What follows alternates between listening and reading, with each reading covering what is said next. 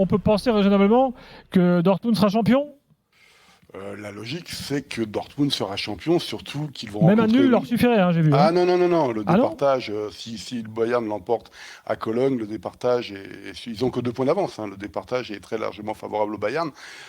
Par contre, Mayence, qui s'est complètement écroulé comme par hasard après sa victoire contre le Bayern Munich, eh bien, est un club ami du Borussia Dortmund et n'a plus rien à espérer cette saison. Oh! On peut peut-être penser qu'il pourrait y avoir, voilà, que ce serait entre guillemets un non-match et que les joueurs seraient plus facilement en vacances. Ce qui est Non, sûr, ça c'est c'est que pas très allemand quand même, un aggiornamento comme celui-là. Polo. déjà le fait, ce qui est, en fait, on ne sait jamais comment ça va se finir ces matchs-là. Je pense à Cologne par exemple, qui n'a plus rien à espérer depuis 2 jours et qui fait quasiment ses meilleurs matchs de la saison depuis qu'ils sont sûrs d'être qualifiés et qui jouera le Bayern à la dernière journée.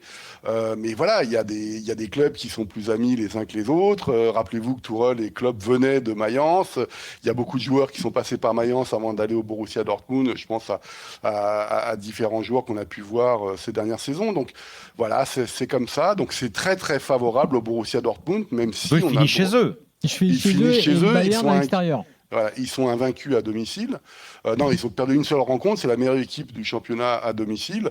Et ils sont sur une série assez impressionnante lors des matchs retour. Ils ont perdu qu'une seule rencontre, celle qui comptait évidemment. C'était contre le Bayern Munich il y a quelques semaines, en perdant 4-2.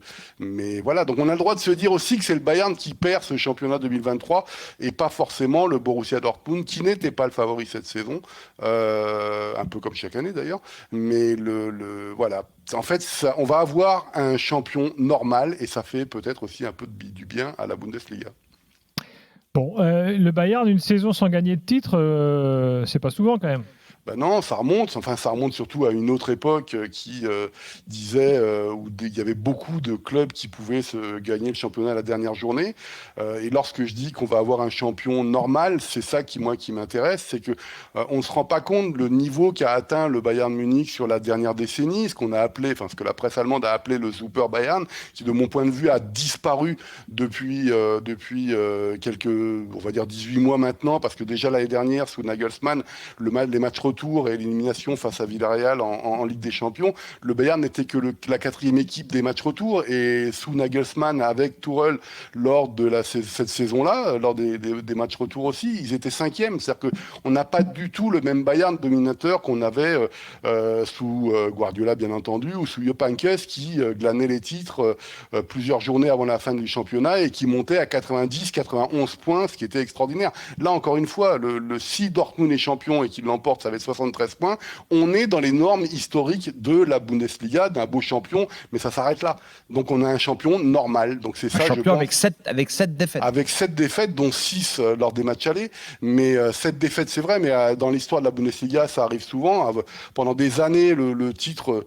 En fait, c'est pendant un long moment, avant la décennie qu'on vient de passer, le Bayern était certes champion une année sur 2, mais il gagnait aussi le titre une année sur 2 à la dernière journée.